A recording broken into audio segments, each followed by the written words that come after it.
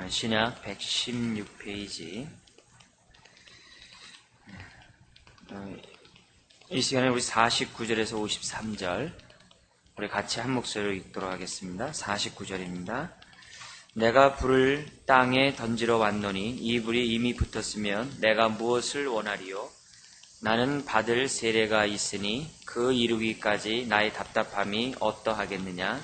내가 세상에 화평을 주려고 온 줄로 아느냐? 내가 너희에게 이르노니 아니라 도리어 분쟁케 하려 함이로라. 이후부터 한 집에 5 사람이 있어 분쟁하되 셋이 둘과 둘이 셋과 하리니 아비가 아들과 아들이 아비와 어미가 딸과 딸이 어미와 시어머니와 어머니가 며느리와 며느리가 시어머니와 분쟁하리라 하시니라. 아멘. 오늘 말씀은 누가복음 12장 51절 말씀 우리 보도록 하겠습니다. 내가 세상에 화평을 주려고 온 줄로 아느냐? 내가 너희에게 이르노니 아니라 도리어 분쟁케 하려 함이로라. 마태복음에서는 칼을 주려 왔다 그래요. 분쟁하러 오셨다는 말 대신에 칼을 주러 이 땅에 오셨다라고 주님 말씀하고 있습니다. 이런 말씀을 볼 때마다 우리를 참 당황하게 합니다. 아니 어떻게 평화의 주님께서 평화를 주려고 온 줄 아느냐? 내가 분쟁케 하기 위해서 내가 이 땅에 왔다. 이런 말씀을 들으면은 어떤 때는 주님은 평강의 왕, 평화를 주기 위해 오셨다 이렇게 말씀하셨던 주님이 갑자기 돌변하면 둘 중에 하나의 말씀이 어느 하나가 틀린 것이 아닌가, 한쪽 이렇게 가위로 오려봐야 되는 것이 아닌가, 이럴 정도로 우리를 하여금 당황하게 하는 이 말씀이 방금 우리가 보고자 하는 말씀입니다. 그런데 주님의 그 평화를 주기 위해 오셨던 우리 주님께서 누가복음 12장 51절에 이와 같은 말씀을 했을 때는 그 의미가 남다르다고 생각합니다. 그렇기 때문에 우리는 주님이 이와 같이 말씀하신 이 내용의 그 의미를 살펴볼 필요가 있습니다. 우리가 먼저 이 51절의 말씀을 보기 전에 우리 주님에 대한 분명한 태도를 우리가 알아야 될 것은 예수님은 평화를 주기 위해서 이 땅에 오신 분이라는 것입니다. 이 부분에 대해서는 우리는 분명히 해야 됩니다. 그래서 요한복음 14장 27절에 평안을 너희에게 끼치노니 곧 나의 평안을 너희에게 주노라. 그러면서 너희는 마음에 근심도 말고 두려워하지도 말라. 우리 주님이 제자들에게 뭘 했습니까? 제자들에게 당신이 처음 만나는 그 사람에게 무엇을 빌라고 그랬어요? 평안을 빌라고 그러셨죠? 그래요? 가는 곳마다, 너희 머무는 곳마다 평안을 주라고 주님은 말씀하셨습니다. 그리고 주님의 사역 자체가 평화였어요. 그러니까 다 샬롬 그러죠. 그죠? 샬롬. 모든 것에 평화를 위해서 오신 분이 우리 주님이에요. 네? 주님의 죄사함의 문제라든지 질병으로부터 자유함이라든지 관계의 모든 것들의 회복이라든지 이 모든 것들이 다 샬롬이에요. 다 평강이에요. 다 평강이에요. 평강 아닌 것이 하나도 없습니다. 우리 이것을 분명히 전제하고 있어야 됩니다. 주님이 이 땅에 오신 것은 샬롬을 주기 위해서 오셨다. 그런데 그 주님께서 오늘같이 말씀하셨다는 거죠. 본문의 배경을 잠깐 우리가 살펴보면 그 의미가 보다 더 분명히 드러난다고 보는데요. 먼저 이 누가복음 12장을 잠깐 보셨으면 좋겠습니다. 우리 주님은 누가복음 12장을 통하여 제자들에게 여러 가지 권면의 말씀을 했습니다. 그 가운데 우리 신앙생활하는 데 있어서 암덩어리와 같은 요소가 있다. 우리에게 평화를 깨트려버리고 우리로 하여금 신앙생활하는데 정말 우리의 영혼을 잠시시키는 정말 암덩어리 같은 그러한 죄악들이 있다. 그런 요소들이 있다. 그런 얘기를 누가복음 12장에 설명합니다. 잠깐 눈으로 보시면은 1절에서부터 12절까지에 나온 내용은 외식과 두려움입니다. 외식과 두려움. 외식. 우리 신앙생활 하다 보면 외식하는 그런 게 있죠. 남에게 잘 보이려고 하는 그런 것 있죠. 그 다음에 두려움이 있습니다. 어떤 두려움이 있어요? 내가 어떻게 될 것인가에 대한 두려움이 많이 있죠. 어떤 일이 처했을 때 어떻게 해야 될지 여러 가지 요소들이 많이 있어요. 거기에 대해서 주님이 머리끝까지 다 세신받으니까 두려워하지 말라 이런 얘기를 합니다. 우리가 신앙생활하는데 외식과 이 두려움은 정말 신앙생활하는데 암덩이 존재와 같은 사실이라는 것을 잊어서는 안 됩니다. 그리고 13절에서 21절은 뭐에게는 탐심. 탐심은 우리의 화평을 깰 뿐만 아니라 우리의 신앙을 죽이는 그런 요소로서 작용합니다. 그리고 22절에서 무엇을 먹을까 입을까 이런 얘기 나오는 거죠. 22절에서부터 34절까지는 염려에 대해서 주님이 경계하고 있습니다. 외식, 두려움, 탐심, 염려함. 그리고 나서 나온 것이 뭐냐면은 35절에서부터 53절까지 말씀입니다. 여기는 두 가지를 얘기하는데 하나는 뭐냐면 불성실함 그리고 부주의함. 불성실, 부주의함. 또 하나를 얘기한다면 깨어있지 못함. 이것에 대해서 얘기합니다. 좀 더 자세히 얘기하면은 35절에서 40절까지는 재림을 망각하지 말고 깨어있어라. 이 권면을 합니다. 그러면서 뭐냐면은 41절에서 48절은 신실한 종으로 살아야 된다. 그리고 49절에 53절 우리가 방금 읽었던 이 내용은 그런 삶, 주님의 재림을 생각하고 신실한 삶을 살아가는 그 인생에는 어떤 것들이 있다는 사실을 사전에 미리 알아라. 바로 그 어떤 것이 뭐냐면은 우리의 삶 속에 분쟁이 있을 것이라는 거죠. 신앙생활하는 자들에게 그들의 삶 속에 분쟁이 찾아온다는 사실을 우리 주님이 이런 배경 속에서 말씀하고 있습니다. 재림을 바라보고 주님의 뜻대로 성실하게 살아가는 그 인생에 분쟁이 온다는 거죠. 이걸 미리 감안하면서 살 것을 우리 주님이 제자들에게 여러 가지 권면 가운데 하나를 말씀하고 있는 것입니다. 다시 한번 생각해 보십시오. 왜 이 땅에 분쟁이 옵니까? 왜 복음을 전하는 자들에게, 신앙생활하는 사람들에게 왜 분쟁의 요소가 옵니까? 다른 것이 아니라 사람의 마음 때문입니다. 사람의 마음. 뭐냐면 복음을 받아들이면 평강이 옵니다. 그러나 복음이 거절하면 그때부터 어떻게 돼요? 평강이 깨져버립니다. 분쟁이 시작되어집니다. 오늘도 보세요. 복음을 거절하시는 분들의 행동을 보세요. 얼마나 무섭습니까? 그죠? 복음을 전하는데 거절하는 분의 모습을 보세요. 이건 또 장난이 아닙니다. 굉장히 호전적이고 도전적이고 그 무시하는 태도고 심지어는 아주 말이 아주 그냥 굉장히 강하게 하시는 분들이 많은 것을 보게 됩니다. 바로 이것을 알라는 거예요. 너에게 복음을 거절한 사람이 있는데 그 사람이 그냥 순순히 물러날 것이 아니라는 거예요. 바로 그 복음에 대해서 정면적으로 도전하는 그런 일들이 생겨난다는 것이 우리들의 주님의 모습입니다. 주님의 말씀이에요. 사실 그렇잖아요. 예수를 믿는다는 것이 쉬운 게 아니에요. 어떤 의미에서 쉬운 게 아니냐면 예수를 믿는다는 그 사회 자체가 자기의 가치관을 벗어버리고 새로운 가치를 덧입겠다는 거예요. 자기 중심의 사고방식에서 주님의 사고방식으로 가겠다는 거예요. 이게 예수 믿는 거예요. 그래서 그냥 예수를 믿으세요. 예수 믿으면 복 받습니다. 아멘 하면 얼마나 좋아요. 내 할 거 다 한 다음에 예수 믿으면 또 하나 이렇게 복 받으니까. 또 하나 복 받는 거 얼마나 좋아요. 근데 그게 아니라 우리가 복 받기를 원하면 그 전에 있던 그 모든 것들은 다 벗어버리고 다 버리고 오직 이것만 잡아라. 이게 얼마나 힘든 일입니까? 이 신도 믿고 저 신도 믿고 저 신도 믿으면 좋을 텐데 그게 아니라 다 버리고 하나만 딱 잡으라니까 얼마나 어렵습니까? 더구나 예수 믿는 것이 그냥 믿으라래요. 회개하라고 그러잖아요. 하나님 없이도 하나님처럼 살았던 거, 자기 중심 속에서 모든 것이 판단이, 모든 것의 그 근거가 자기처럼 살아왔던 그걸 회개하라는 거잖아요. 죄악된 행실을 벗어버리고 주님 앞에 나오라고 그래요. 이 말 자체가 어떻게 돼요? 얼마나 거북함을 줍니까?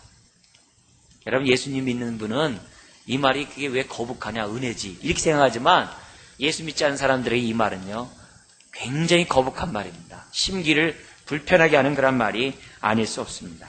그러나 복음이 선포되는 곳에 두 가지가 있어요. 구원이 있고 심판이 있어요. 하나님의 평강이 있고 하나님의 뭐예요? 원치 않는 하나님도 지금 얘기했던 분쟁의 모습이 나온다는 것을 성경들에게 보여주고 있다는 거죠. 그러므로 지금 종말을 살아가는 사람들에게 주님 뜻대로 살아가는 사람들에게 미리 교훈하시는 거예요. 너의 삶이 주님 뜻대로 산다고 해서 늘 평강이 있다고 착각하지 말아라. 너의 삶이 순탄 대로를 갈 것이라고 그렇게 착각하지 말아라. 너희들의 삶 가운데는 분쟁이 올 수밖에 없다는 사실을 우리 주님은 상기시켜 주고 있다는 것입니다. 자, 이런 의미에서 볼 때 오늘 다시 한번 이런 우리로 하여금 분쟁의 요소가 생기고 우리의 삶에 정말 어떤 평강이 깨지는 그런 어려운 일이 있을 때마다 우린 지혜롭게 대처해야 돼요. 그래야지만이 낙심하지 않게 되고 선한 일을 하다가도 포기하지 않게 되는 우리의 믿음을 끝까지 붙잡을 수 있는 그와 같은 은혜가 있다는 것이죠. 자, 이런 의미에서 우리 다시 한번 51절을 생각하기 바랍니다. 내가 세상에 화평을 주려고 온 줄로 아느냐? 내가 너희에게 이르노니 아니라 도리어 분쟁케 하려 함이로라. 누가복음 12장 51절의 말씀이죠. 예수님이 마지막에 십자가에 잡히시기 바로 그 전에 빌라도 앞에 가게 됩니다. 빌라도에 갔을 때 고소된 죄목이 무엇이었습니까? 누가복음 23장 5절에 보면은 많은 백성이 이구동성하는 말이 있습니다. 그것은 뭐냐면 소동케 하는 자라 그랬어요. 소란케 하는 자. 오늘 본문과 연관한다면 분쟁을 일으키는 자. 우리 주님이 나는 분쟁 일으키러 왔다 그러셨어요. 근데 많은 사람들이 빌라도 앞에서 예수님에 대한 죄목을 뭐라고 고소했냐면은 소동케 하는 자, 분쟁케 하는 자라고 고소했던 것을 보게 됩니다.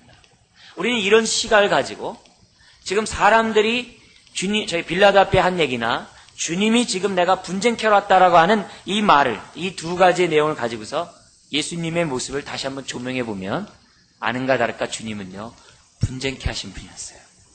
아주 잔잔한 파도를 갖다가 완전히 뒤엎어버리는 그러한 주님이었던 것을 보게 돼요. 요한복음 2장에 보십시오. 멀쩡한 성전이 어떻게 돼요? 갑자기 돈 바꾸는 사람이 이렇게 해가지고 어떻게 돼요? 환전상을 다 뒤엎어버리고 짐승을 내어버리고 그냥 가만히 있는 그 모습을 뒤엎는 장면이 보게 돼요. 누가복음 4장에 보면은 주님 회당에 갑니다. 회당에 가지고서 피셨던 그 말씀이 이사야 61장 1, 2절의 말씀이에요. 그것은 희년사상에 대한 말씀이었죠. 희년사상. 포로된 자가 자유케 되고 눈먼 자가 눈을 뜨게 된다는 희년사상에 관한 그 하나님의 말씀, 메시아 시대가 도래하면 이런 일이 있으리라라고 하는 그 이사야 61장의 그 예언의 말씀을 딱 읽으시면서 주님 하신 말씀 뭐예요? 이것이 오늘날 응하였도다. 뒤집어지는 거죠. 뒤집어지는 거예요. 주님의 가르침은 권세 있는 가르침이었다 그랬어요. 그 뒤집음이 얼마나 정말 컸든지 그 당시에 지도층에 있었던 헤롯 땅이라든지 바리새인이든 사두개인이든지 그 사내들에 있는 사람들이 드디어 그들의 지지 기반이 다 흔들어 버렸어요. 주님은 다 흔들어 버렸어요. 주님을 만났던 사람들의 생각을 흔들어 버렸고요. 그 마음을 흔들어 버렸고 다 흔들어 버렸던 것을 보게 돼요. 주님이 3년 동안 사역했던 그 모습을 다 보면요. 의미심장하지 않은 것이 아무도 없어요. 세리의 친구라뇨. 죄인의 친구라뇨. 뿐만이 아니라 어떻게 세리와 죄인과 같이 먹냐. 그래서 먹기를 탐하는 자라는 별명까지 얻고. 주님의 그 모습 하나하나가 정말 우리가 볼 때 어떻게 보면 이렇게 정도를 걷는다 그럴까요? 상식적인 어떤 그런 행동들을 하지 않는 것을 보게 됩니다. 하나부터 끝까지 다 심상치 않았어요. 다 뒤엎어버렸어요. 다 그냥 사람들의 그런 것들. 모든 것들을 뒤바꿔 놓은 것을 보게 됩니다. 하나님에 대한 생각도 바꿔버렸어요. 믿음에 대한 생각도 바꿔버렸어요. 율법에 대한 생각도 바꿔버렸어요. 사랑에 대한 생각 다 바꿔버렸어요. 그냥 모든 것들을 그냥 막 천지개벽하듯이 주님이 다 바꾼 사건이 성경에 나와요. 정말 백성들이 고소했던 것처럼 이는 소동케 한 자, 이는 분쟁케 한 자입니다.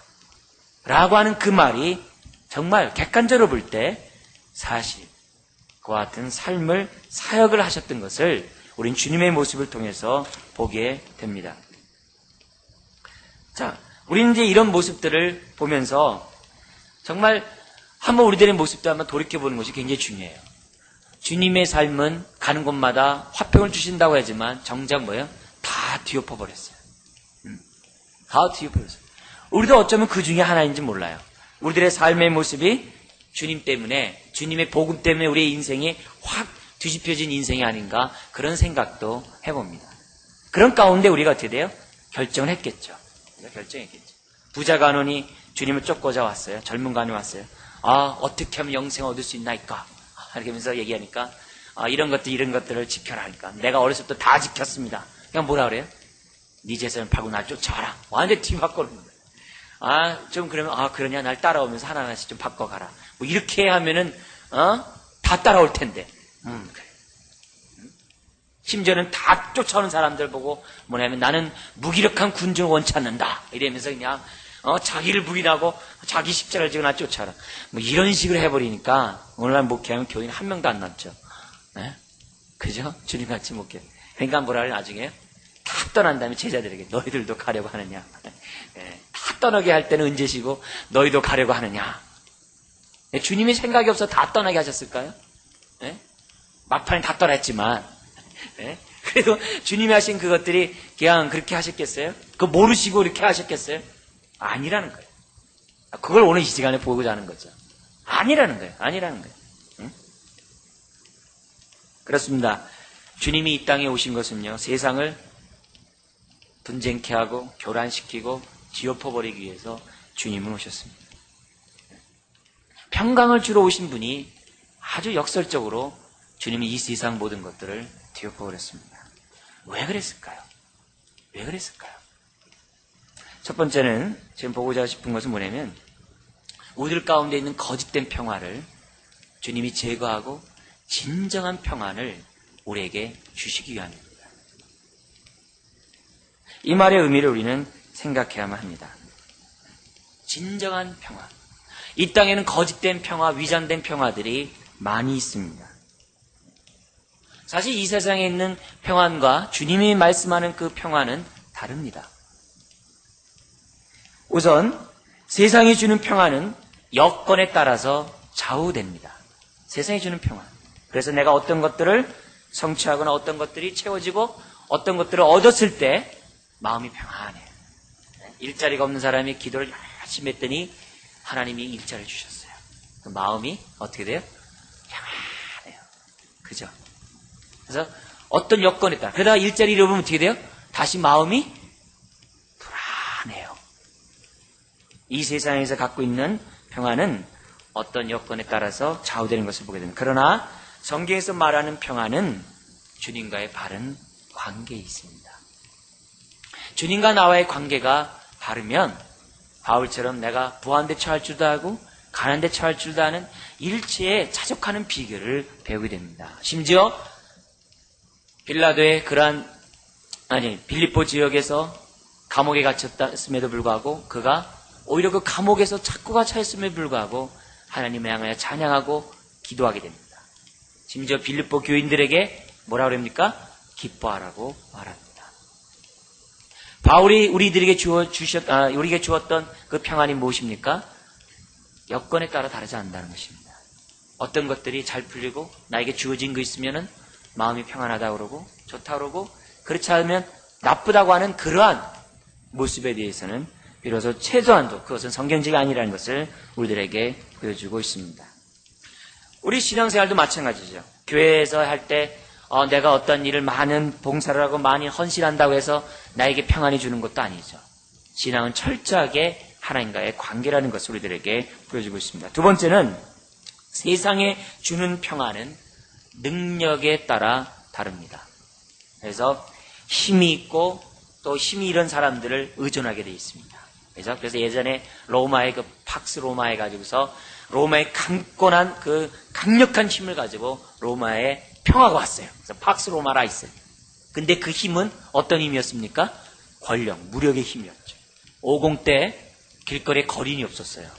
왜요? 다 삼천경 때 잡아가 버렸기 때문에 거린이 없어요. 문신한 사람 불신검에 걸리면 그냥 다 갔어요. 그래가지고서 길거리가 깨끗했어요. 노점사 없어요. 왜요? 팍스. 뭐에 대한 50의 그 막강한 힘에 대해서.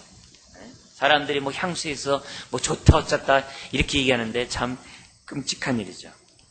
그래서 세상이 주는 평안은 어떤 능력, 힘에 의존하는 것들이 많이 있습니다. 그러나 성경은 그런 힘이 아니라 영적인 능력에 의존하고 있는 것을 보게 됩니다. 그 영적인 능력이 사람에 따라 다양하게 나타나요. 사람에 따라 매우 다양하게 나타나는 것을 보게 됩니다. 그래서 우리들의 영적인 상태가 정말 어떤 외부적인 힘이 아니라 우리 영적인 상태가 주님과의 관계가 올바르면 영적인 상태가 힘이 있어요. 그래서 바울처럼 우겨싸임을 당하는 상황에서도 우겨싸이지 않아요. 거꾸로 뛰임을 당하는 상황에서도 거꾸로 뛰지 않아요. 왜요? 그 안에 있는 힘이 있기 때문에. 그 힘이 우리가 평안을 유지하게 된다는 거죠. 그 힘이. 그래서 뭐라 그래? 나는 이 질글세 주님의 보배를 담았다. 이런 표현들을 쓰고 있다고. 그래서 그 평안을 누가 빼앗아 가겠냐, 이게. 누가 빼앗아요? 아무도 빼앗아 갈 수 없죠. 뿐만 아니라 세상에서는 어떻게 됩니까? 어떤 결과, 세상에서는 결과, 어떤 성취의 도에 따라서 뭐 행복하니, 뭐 좋니, 뭐 이렇게 얘기를 해요. 그러나 주님은 하나님의 축복과 그 과정에 강조점을 두고 있어요.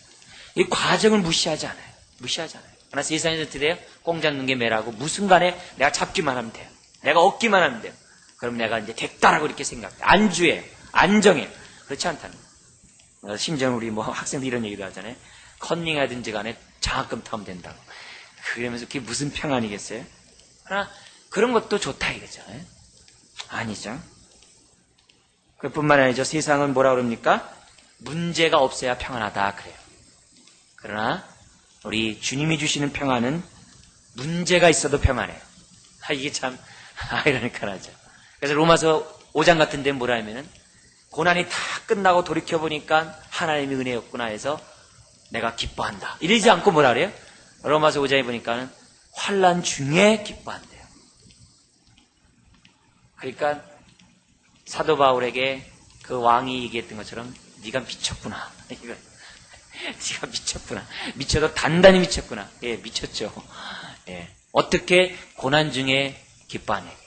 근데 하나님이 주신 기쁨이 그거라요. 하나님이 주신 평강이 고난 속에서 누리는 평강이라는 것을 우리들에게 보여주고 있습니다. 뿐만 아니라 세상이 주는 평안은 눈에 보이는 것에, 손에 잡히는 것에 의존합니다. 그러나 성경에서 말하는 평안은 그렇지 않아요. 하나님의 약속에 의존해요.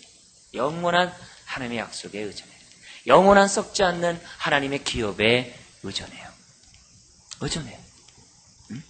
이 땅에 아무것도 잡힌 것이 없다 할지라도 우리의 썩지 않는 그 기업, 아니 심지어는 하나님이 우리의 인생의 기업이 된 거기에 기뻐해요. 다른 거죠. 다른 거죠. 왜 우리 주님이 평강을 주러 오신 우리 주님께서 왜 요동케 합니까? 네? 왜 잔잔한 호숫가에 돌을 던집니까? 왜요? 거짓된 평안을 다 제거하기 위해서. 거짓된 평안. 거짓된 평안을 제거하고 거짓된 평안을 쫓아가는 그 인생들에게 정신 차려라. 그리고 하나님이 주신 참된 평안을 붙잡으라고.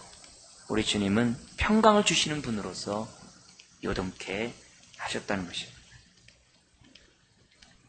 성경에서 말하는 그 평안은 세상에 주는 평안과 다르다고 했습니다.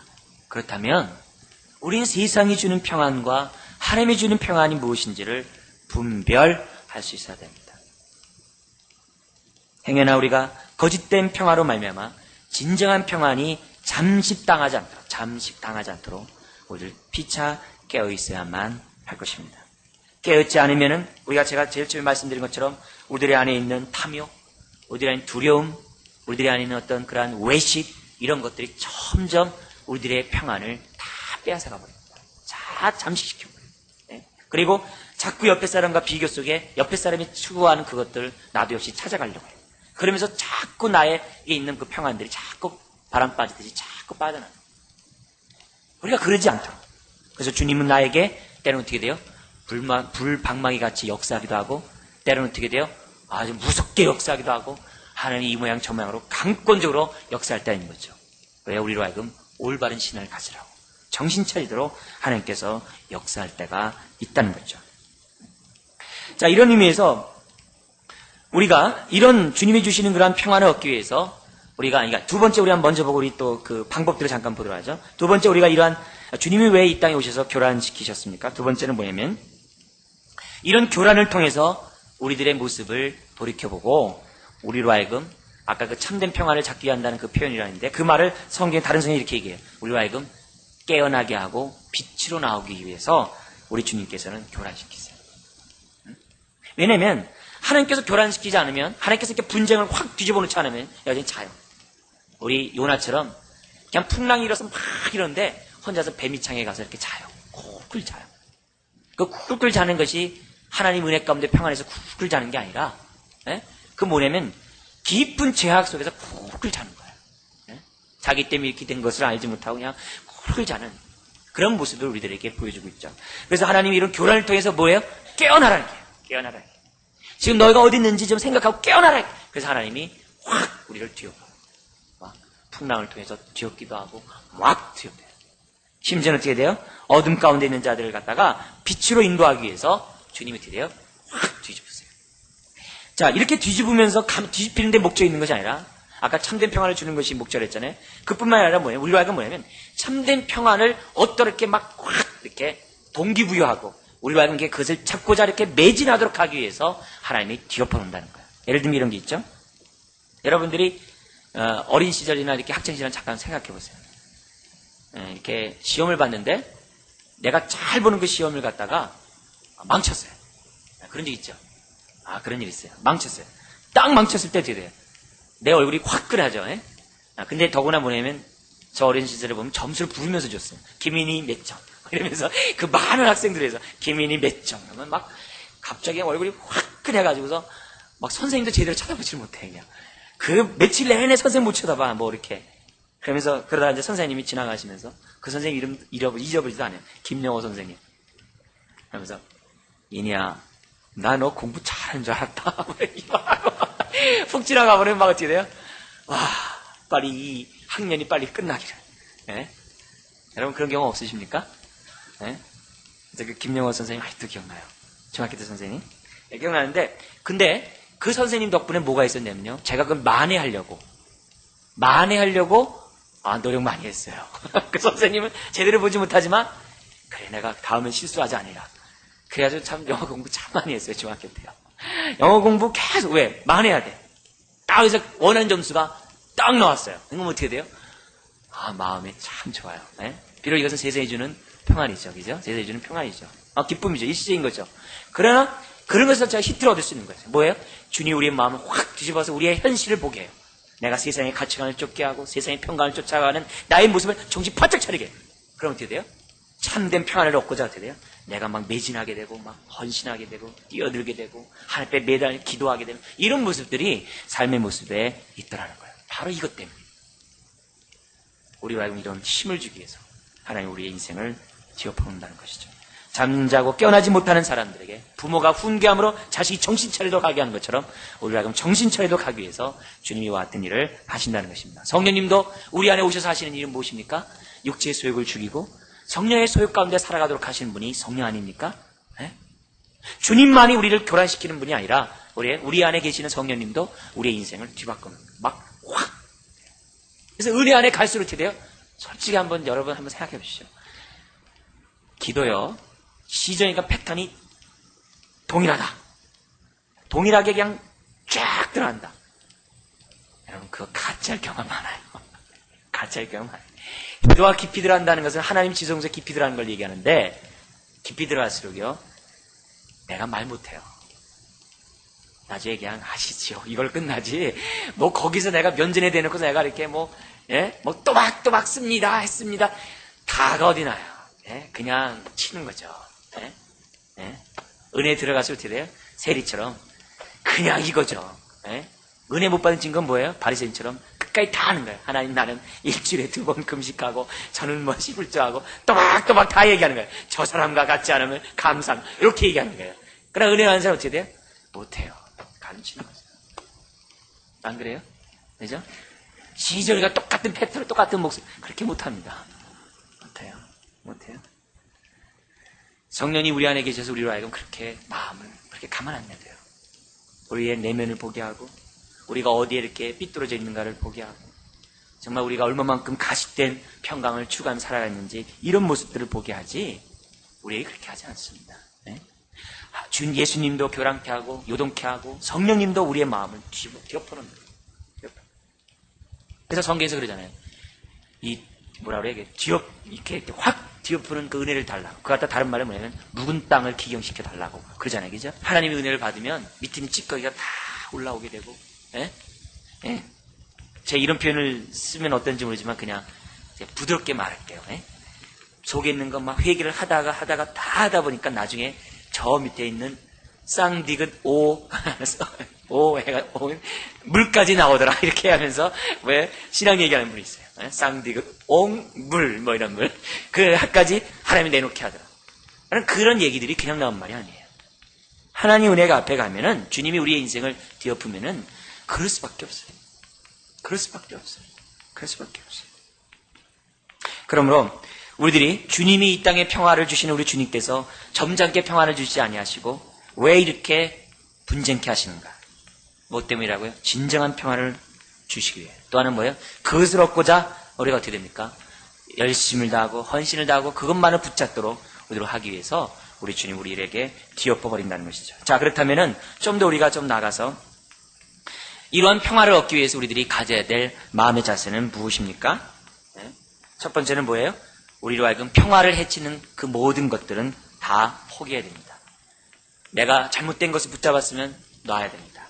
그리고 내가 잘못된 것을 추구한 거 있으면은 그것도 역시 제껴버려야 됩니다. 심지어는 내 안에 평화를 방해하는 요소들이 있어요. 평화를 잃은 대체적으로 평화를 잃는 그 5가지 내용이 글이 있는데요. 거기 보면 이렇게 돼 있어요. 평안을 앗아가는 쪽 5가지. 거기 보면 이렇게 돼 있는데요. 탐욕, 성취욕, 질투, 분노, 교만 이렇게 돼 있어요.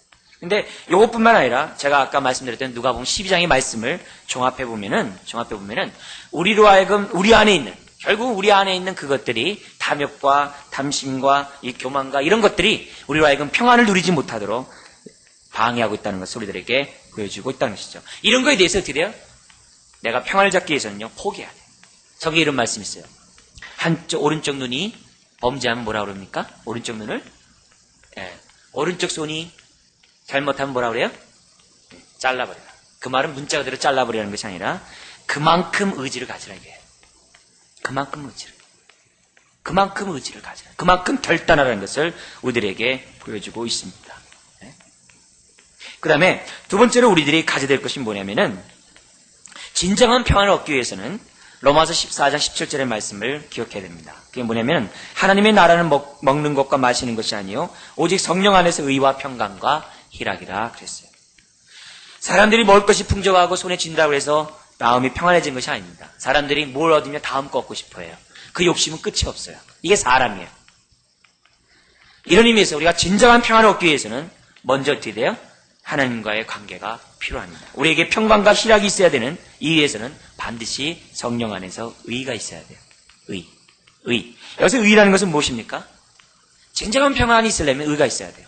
이때 의라는 것은 뭐냐면 하나님과 바른 관계, 그리고 나와의 바른 관계, 그리고 우리 이웃과의 바른 관계. 그것이 의입니다.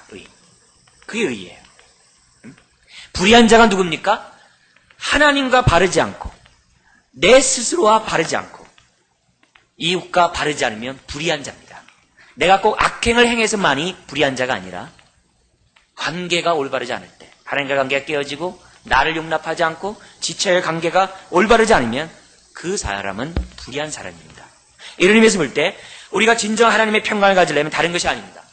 모든 것의 관계가 올바라야 됩니다. 그게 의입니다. 하나님과의 관계 올바른 사람은 나와의 관계도 의롭습니다. 그래서 나를 용납합니다. 나의 있는 모습 그대로 내가 사랑합니다. 나의 환경을 사랑하고요. 내 있는 처지를 사랑하고요. 내 능력을 사랑하고요. 나의 어떤 입장을 사랑합니다. 비교하는 가운데 스스로 이렇게 의기소침하지 않습니다. 네? 거기에 대해서 이렇게 낙심하지 않습니다. 나를 있는 그대로 사랑합니다. 뿐만 아니라 남을 있는 그대로 판단하지 않고 남을 있는 그대로 받아줍니다. 남을 있는 그대로 사랑합니다. 이런 사람이 하나님의 평강을 누릴 수가 있습니다. 그래서 포기할 뿐만 아니라 모든 관계가 바라야 됩니다. 불의와 불신 속에서는 하나님의 평강이 진정한 평안이 없다는 것입니다. 끝으로 세 번째로 우리가 평화를 누리기 위해서는 포기하고 관계 올바로 의해야 되고요. 또 하나는 뭐냐면은 이 평화는 다른 데서 오는 것이 아니라 위로부터 온다는 사실을 분명히 아셔야 됩니다. 네. 위로부터 오는 것이 바로 평안이라는 거예요. 근데 사람들은 위로부터 오는 평안을 찾지 않고 자꾸 눈에 보이는 데서 땅에서 찾으려고 합니다. 아닙니다. 위로부터 하나님과 예수 그리스도를 통해서 우리에게 진정한 평안이 옵니다. 그래서 이런 평안을 얻기 위해서 우리는 하나님 앞에 부르짖어야 돼요. 하나님, 주님의 평강이 우리의 마음을 지배하게 해 주옵소서. 그 누구도 빼앗을 수 없는 하나님의 평강이 우리를 지배하게 해 주옵소서. 다른 사람으로서 다른 것을 통해서 평강을 얻고자 하는 것이 아니라 내가 주님으로부터만이 평강 얻기 원합니다. 이 시간 나를 붙잡아 주시고 나의 인생을 붙잡아 주옵소서. 이런 인생을 살 때 하나님의 평강이 그의 삶을 지배할 줄 믿습니다. 할렐루야. 예, 우리 주님은 평강의 주님입니다. 그래서 내 인생을 교란할 때요, 괴로워하지 마세요. 내 인생을 교란하기 위해서 하나님이 고난을 줄 수도 있어요. 일이 안 풀릴 수도 있어요. 어려운 상황에 처할 수도 있어요. 왜요? 깨어나도록 하기 위해서. 왜요? 정신 차리기 위해서. 왜요? 빛으로 나오기 위해서요. 왜요? 주님만 붙잡도록 하기 위해서. 하나님이 때로는 그 교란이 싫을 수 있어요. 그러나 그런 교란의 목적이 뭐라고요? 우리에게 진정한 평안을, 진정한 희락을, 행복을 주시기 위한 하나님의 섭리한 사실을 깨닫고 이와 같은 삶을 사시기를 주님 부탁드립니다. 네, 기도하겠습니다. 아버지 하나님, 오늘도 이 시간에 주님 앞에 우리 인생을 다시 한번 맡깁니다. 아버지 하나님, 우리가 정말 세상에 주는 평안을 붙잡고자 하지 않도록 주님 도와주시옵시고, 위로부터 오는 하나님의 평안을 얻을 수 있도록, 붙잡을 수 있도록 우리 인생을 붙잡아 주시옵소서. 오늘도 머리 숙이는 한 분 한 분들에게 주님의 평강이 있게 해주시옵시고, 하나님의 평강이 강권할 수 있도록 아버지 하나님 주님 역사해 주옵시기만을 원합니다. 그 시대의 평강이 주관하는 인생을 살아갈 수 있도록 우리를 붙잡아 주시옵소서. 주님, 때로는 우리 주님께서 우리에게 진정한 평안을 주시기 위하여 우리의 인생을 뒤엎어버리는 것을 보게 됩니다. 주님, 우리가 그럴 때마다 내 마음에 진정한 평안이 있는가 없는가를 분별할 수 있도록 주님 도와주시고, 만약에 진정한 평안이 없다면 다시 한번 진정한 평안을 붙잡는 우리 인생이 될 수 있도록 주님 도와주옵소서. 동시에 그런 가운데서도 내 마음속에서 말할 수 없는 하나님의 평강이 나를 지배하고 내 마음에서 넘쳐나면 더욱더 하나님 앞에 감사하고 그와 같은 삶을 포기하지 않고 그와 같은 삶을 살아가는 우리 인생들 될 수 있도록 하나님 도와주시옵소서. 아버지 하나님, 참으로 머리 숙인 한 분 한 분들에게 하나님의 평강이 충만할 수 있도록 주님 도와주시고, 주님이 부활하신 주님께서 제자들에게 말씀하신 평안할지어다 라고 하는 그 하나님의 그 음성이 오늘도 심령 가운데 들려지기 원하고 우리의 영혼 속에 가득 채워지기를 이 시간 주님 앞에 기도합니다. 아버지, 우리의 기도를 들어주시옵시고 하나님의 응답을 보게 하여 주옵소서. 믿사오며 예수님의 이름으로 기도드리옵나이다. 아멘.